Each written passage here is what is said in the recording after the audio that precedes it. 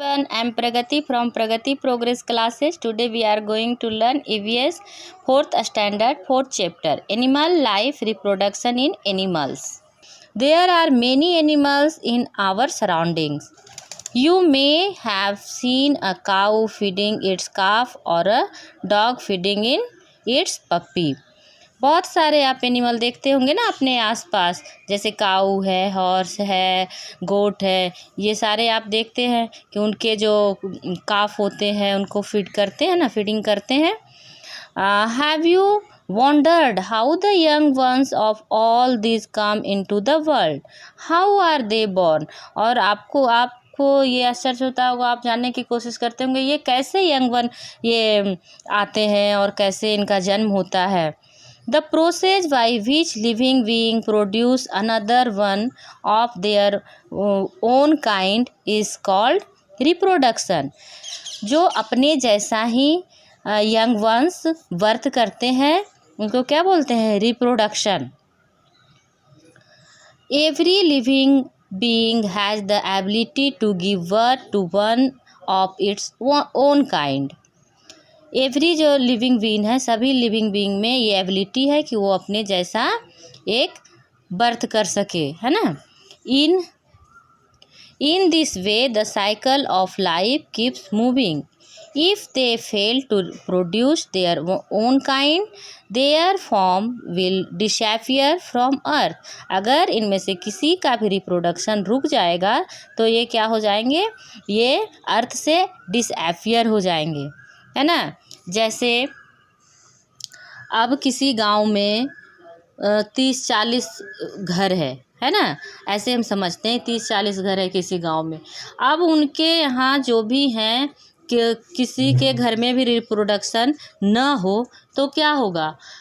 30-40 साल के बाद उस घर में बहुत जनसंख्या कम होने लगेगी। धीरे धीरे वो क्या होगा? वो गांव पूरा ख़त्म ही हो जाएगा, क्योंकि वो रिप्रोडक्शन होगा ही नहीं। जैसे आपके मम्मी से आप आए, मम्मी आपके नानी से आए, इस तरह से रिप्रोडक्शन चलते रहता है, उससे ही पॉपुलेशन बढ़ता है। Thus, reproduction is an important process for every animal to continue its race. अब ये जो रिप्रोडक्शन है बहुत ही इम्पोर्टेंट है इस प्रोसेस को आगे बढ़ने के लिए। रिप्रोडक्शन रुक जाएगा तो क्या हो जाएगा? ख़त्म हो जाएगा ना। How do animals reproduce? Animals reproduce by 2 ways. By laying eggs, by giving birth to young ones. 2 तरीके से रिप्रोड्यूस करते हैं। एक लेइंग एग से, एग लेइंग करते हैं ना, पिजन हो गया, क्रो हो गया, और दूसरा by giving birth to young ones, और दूसरा है जो अपने जैसा ही young one. Animals that lay eggs and hatch them are called oviparous. Birds, fish, insects, frog, snakes and crocodiles lay eggs. ये सारे एग ले करते हैं. Birds make nest to lay their egg. Birds अपने egg को lay करने के लिए वो क्या करता है? एक नेस्ट बनाता है, उसके बाद वो लेइंग करता है. The female bird then sits on them for many days to keep them warm before these eggs hatch into young ones. जो फीमेल बर्ड्स होती है वो उसके ऊपर गर्म करने के लिए, वार्म करने के लिए अंडे के ऊपर हमेशा बैठी रहती है जब तक कि वो एक हैच न हो जाए. Life cycle of a bird. All eggs are protected by a head cover called the cell. Within the cell is the albumen and the yolk. The albumen protects the growing young bird and the yolk is its food. The young birds will only develop if the egg is kept warm. जब तक उसको गर्म किया जाता है eggs को तभी वो डेवलप करता है ना। और जो येलो वाला जो होता है वो क्या होता है? उनके फूड के लिए होता है, और जो वाइट वाला होता है वो उनको प्रोटेक्ट करने के लिए होता है ना। The eggs hatch and the young ones that come out have no feathers on their bodies. जब यंग वंस उनका जब एग हैच होता है और यंग वंस बाहर आते हैं तो उनके बॉडीज़ के ऊपर फीदर्स नहीं होते, कोई पंख वगैरह नहीं होता। The mother feeds the young birds till they are ready to fly away. और तब तक उनको मदर, देखो यहाँ पे लाइफ साइकिल है, बर्ड का लाइफ साइकिल देखिए, है ना। पहले नेस्ट बनाया, उसमें एग दिया, है ना, लेइंग एग, उसके बाद उसके ऊपर वार्म करने के लिए बैठा हुआ है। ये यहाँ पे एग हैच हुआ और उसमें से यंग वंस बर्ड थोड़ा सा बाहर आई। यहाँ पे देखो उनके बर्ड्स है। अब ये यहाँ पे बर्ड्स थोड़े बड़े हुए हैं, अभी इनके ऊपर फीदर वगैरह नहीं है ना। ये इनका लाइफ साइकिल है। अब हम इंसेक्ट्स के बारे में जानते हैं। Insects, all insects lay eggs. जितने भी इंसेक्ट्स होते हैं वो एग ले करते हैं। Grasshopper and cockroaches have 3 stage in their life cycle. Cockroach और ग्रासोफर का लाइफ साइकिल का 3 स्टेज है ना। Butterflies and mosquitoes have 4 stage in their life cycle. और मॉस्किटो और बटरफ्लाइज का 4 स्टेज है। The young ones that hatch out of the egg look very different from their adult during their growth. They keep changing their appearance by shedding their skin. The shedding of the old skin is called molting. The shedding of the old skin is called molting. जो old skin क्या होता है, shading होता है, उसको moulting बोला जाता है। Life cycle of a grasshopper. Grasshopper lay eggs that hatch into a small babies called nymphs. Grasshopper अपना एग जो ले करता है वो हैच होता है किसमें, स्मॉल बेबीज में। उसको क्या बोलते हैं, स्मॉल बेबीज को nymphs. The nymphs is much smaller than the adults.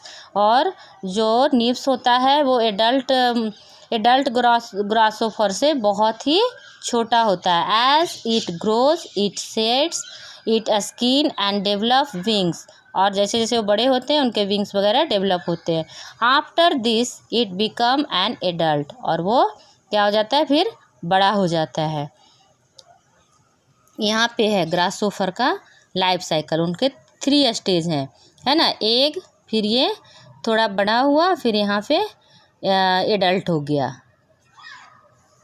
अब हम लाइफ साइकिल ऑफ बटरफ्लाई।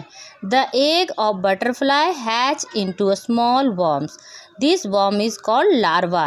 ये जो एग्स बटरफ्लाई का एग्स होता है वो स्मॉल वर्म में होता है। इसके जो वर्म्स होते हैं उसको लार्वा बोला जाता है।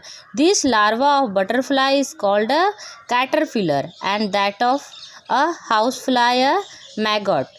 The caterpillars feed on green leaves greedily and becomes very plump and sluggish.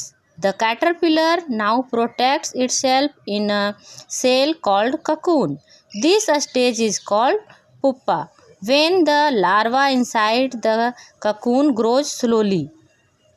In a few weeks, the pupa splits open and an adult butterfly comes out. The whole process of this change in forms is called Metamorphosis, है ना। इस process को क्या बोलते हैं, Metamorphosis. अब यहाँ पे हम समझते हैं इसका लाइफ साइकिल। पहले बटरफ्लाई ने यहाँ पे एग ले किया, उसके बाद ये कैटरपिलर, उसका ये लार्वा है ना। फिर यहाँ पे पुप्पा।